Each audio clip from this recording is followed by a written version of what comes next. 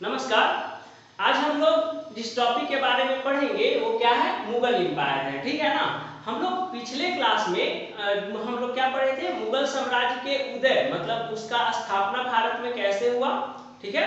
और बाबर जो है किससे किससे युद्ध करके भारत में मुगल साम्राज्य का नींव रखा। ठीक है, इसके बारे में पढ़े थे। ठीक है। और आज जो हम लोग उसके हम पिछले क्लास में बताए थे कि जो मुगल एम्पायर का जो मुगल साम्राज्य का जो 7 जो शासक थे, ठीक है ना, उस सब के बारे में हम सेपरेट वीडियो बनाएंगे। ठीक है। तो हम पिछले क्लास में बाबर के बारे में बता दिए थे। ठीक है, डिस्क्रिप्शन में आपको लिंक दे दिया जाएगा, आप देख लीजिएगा। आज हम लोग किसके बारे में पढ़ेंगे, हुमायूं के बारे में। हुमायूं बाबर का क्या था, सबसे बड़ा बेटा था। ठीक है, तो हम लोग शुरू करते हैं किसके बारे में, हुमायूं के बारे में। देखिए, हुमायूं का जो जन्म था वो 6 मार्च 1506 ईस्वी को हुआ था काबुल में।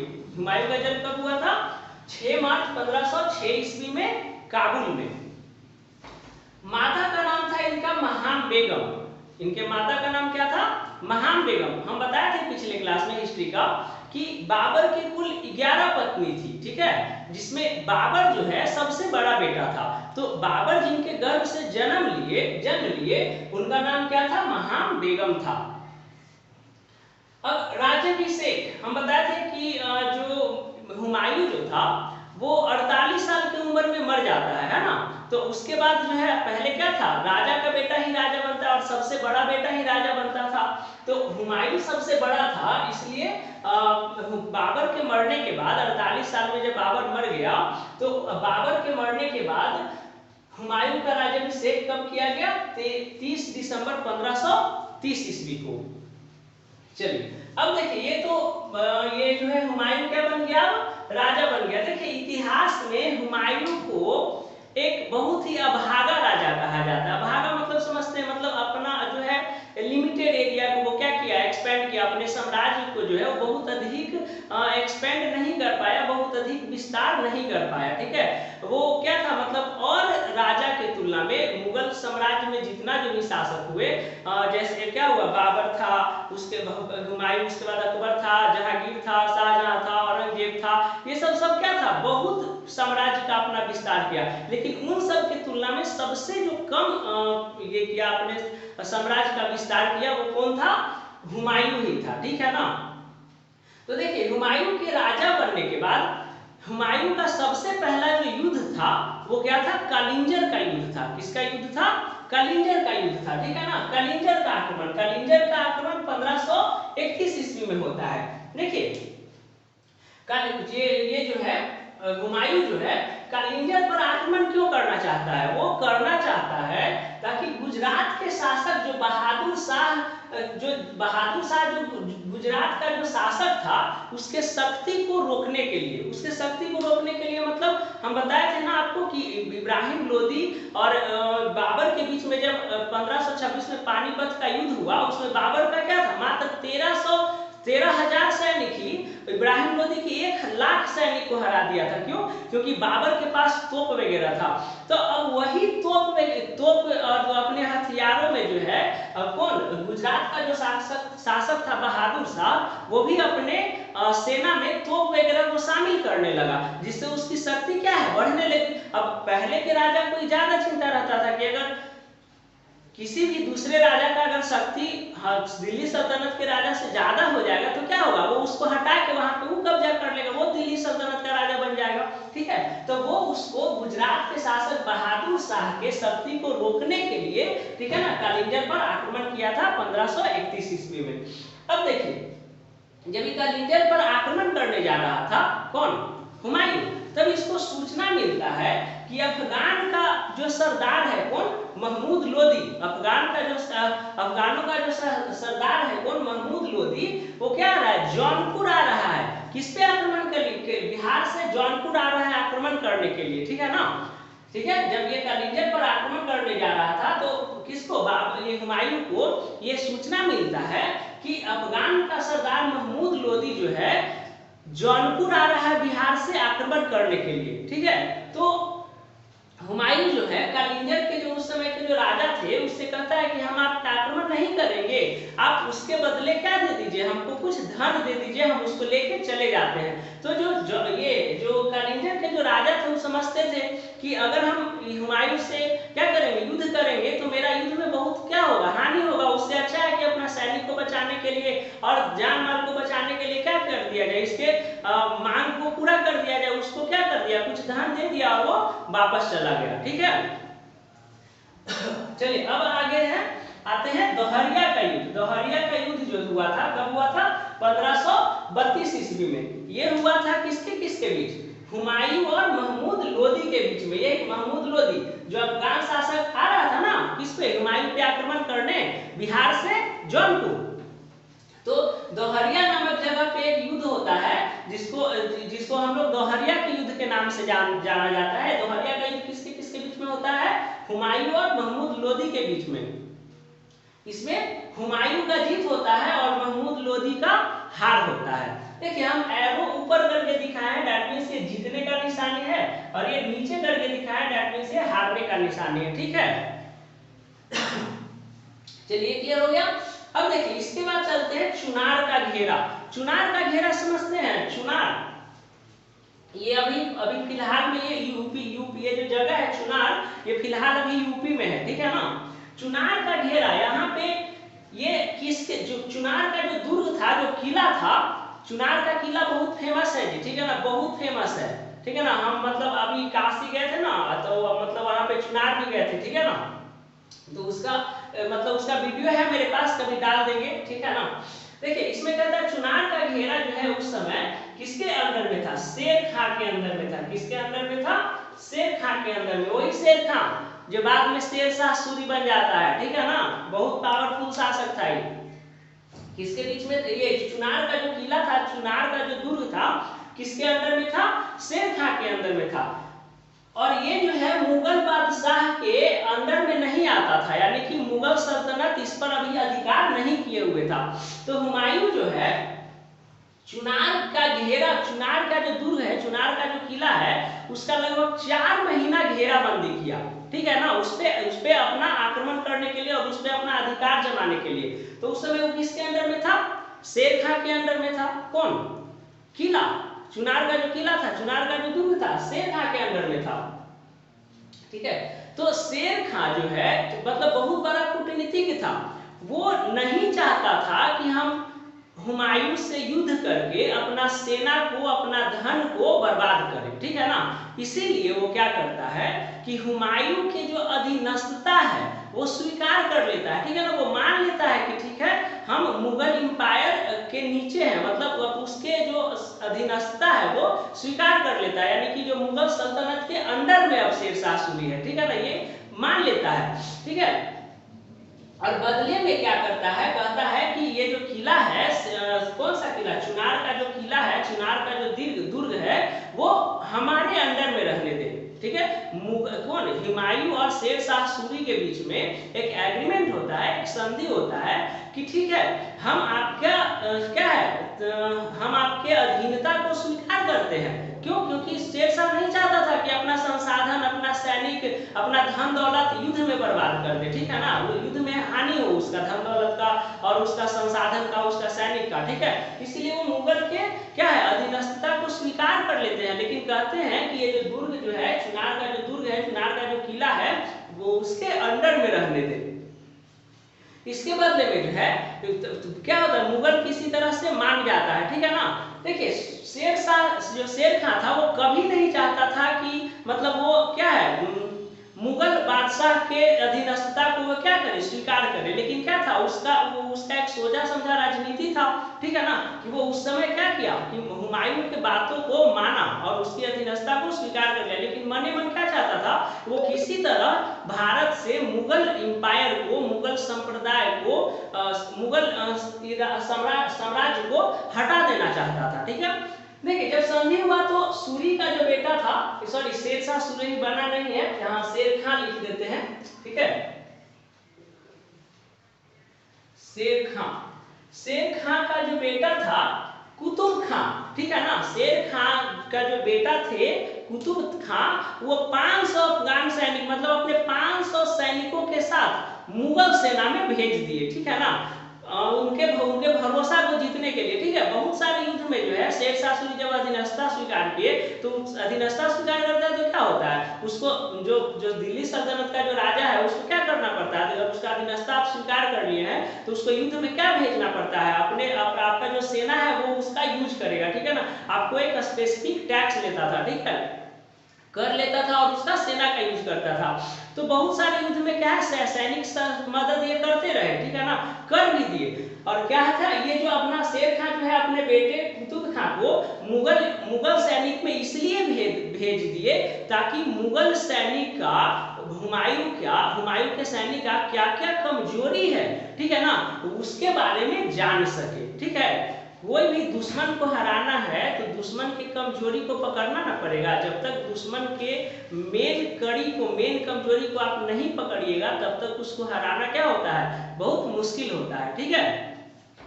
तो देखिए शेर खां का बेटा कौन था, कुतुब खां जो शेर खां को उसको भेज दिए ताकि वो जो मुगल सैनिक का जो भी कमजोरी है वो मतलब उसका वो फायदा उठा सके, ठीक है ना, क्योंकि कुतुब खां हर कमजोरी को क्या करता था, शेर खां को इन्फॉर्म कर देता था, ठीक है ना, कि मुगल सैनिकों में कौन कौन सी कमियां हैं, ठीक है ना, उसके क्या क्या सी कमजोरियां हैं, ठीक है। अब देखिए अब जो शेर खां जो है बंगाल पर आक्रमण करता है 1538 ईस्वी में, ठीक है।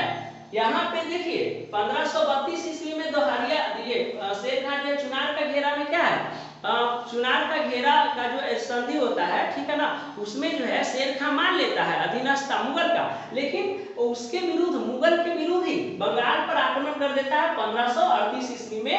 किसके ऊपर, उस समय बंगाल का जो शासक था वो कौन था, महमूद शाह था, कौन था, मोहम्मद शाह था, कौन था शासक, मोहम्मद शाह था। तो मोहम्मद शाह और शेर खां के बीच में युद्ध होता है जिसमें में मोहम्मद शाह का हार होता है, देखिए इसको डाउन से लिखवाया है, डाउन से डिनोट किया, यानी कि हार हो गया, और शेर खां का क्या हो गया, जीत हो गया, ठीक है।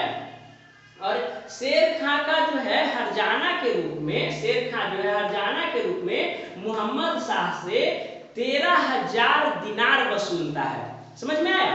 ये जो मोहम्मद शाह जो था बंगाल का जो शासक था, किसके अधीनस्थ था, हुमायूं के अधीनस्थ था। अभी तो जाहिर सी बात है, अगर मोहम्मद शाह पे अगर आक्रमण किया तो ये तो सीधे सीधे हुमायूं का चुनौती था जी, उसके अंडर वाले शासक पे आप आक्रमण कर दिए, दैट मींस कि उस पे आक्रमण करने का मतलब कि आपका अगला मुकाबला किससे होने वाला है, हुमायूं से होने वाला है, ठीक है। शेरशाह इस चीज को भली भांति जानता था और उसका प्लान का ये एक हिस्सा था।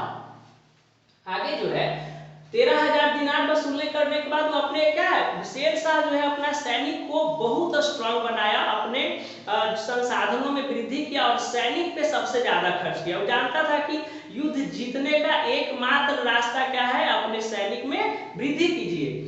अब देखिए 1538 में मोहम्मद शाह को हराने के बाद हम क्या बताए कि अभी ये जो है मोहम्मद शाह हुमायूं का क्या था, अधीनस्थ था, उसके अंडर में था। अब इस पे आक्रमण करके यह बंगाल का क्षेत्र तो बंगाल के क्षेत्र पे अधिकार कर लिया शेरशाह, तो अब इसका अगला युद्ध किसके साथ होता है, हुमायूं के साथ होता है, ठीक है ना।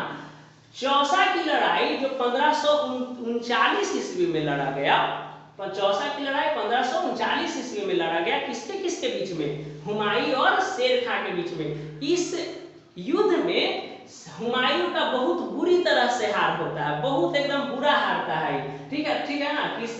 कौन हराता है इसको, शेर खां। देखिए यहाँ हुमायूं हार गया और शेर खां जीत गया, ठीक है ना। चौसा जो है उत्तर बिहार का एक जगह का नाम है जी, बिहार में है चौसा जो है, उत्तर बिहार के एक जगह का नाम है चौसा, ठीक है। हम बताए ना कि ये शेर खां जो है अपना बेटा कुतुब खां को मुगल सैनिक में भेज दिया था, तो मुगल सैनिक के क्या क्या कमजोरी था इसको शेर खां बहुत भली भांति समझता था, ठीक है ना। तो चौसा की लड़ाई से पहले जो है शेर खां अपने बेटे कुतुब खां को इन्फॉर्म कर दिए थे, ठीक है ना, कि वो किसी तरह से वहां छुप के भागा, ठीक है ना। तो जब कुतुब खां भाग आता है तो इससे क्या होता है, मतलब हुमायूं को बहुत ये होता है, एकदम शॉक हो जाता है हुमायूं, ठीक है ना, कि ऐसा कैसे हो सकता है, जो हमारा अधीनस्थ है, जो अपना बेटा को मेरे यहाँ देखभाल करने के लिए भेजा है, वो मेरे खिलाफ लड़ेगा, उसको एकदम शौक था वो, ठीक है। तो लेकिन ये क्या था, जब चौसा का जब युद्ध हुआ तो हुमायूं और शेर खां में, तो शेर खां क्या है, मुगल के जितना मुगल सेना की जो भी कमजोरी था उसको पूरा भली भांति वो जानते थे। मुगल सेना का सबसे बड़ा कमजोरी था शराब और शबाब, ठीक है ना।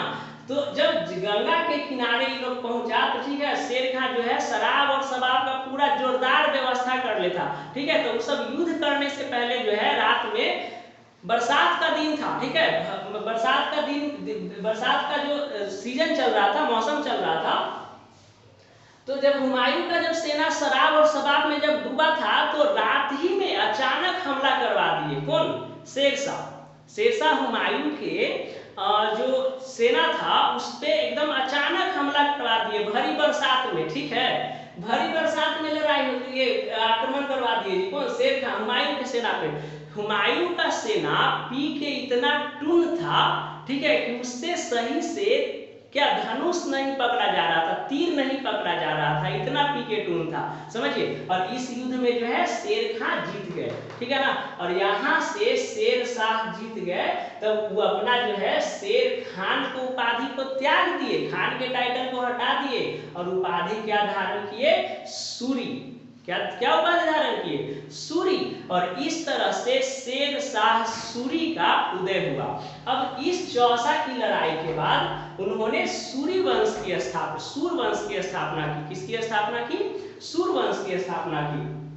अब देखिए इस युद्ध से ना एकदम हुमायूं जो है एकदम अटपटा गया था, उसको समझ में नहीं आ रहा था क्या करे क्या नहीं करे। तो उसने बिलग्राम के युद्ध में अपने भाई के साथ एक बार और युद्ध किया, ठीक है ना। किसके साथ? शेर शाह सूरी के साथ। 17 मई 1540 ईस्वी को, 17 मई 1540 ईस्वी को बिलग्राम में फिर एक युद्ध किया।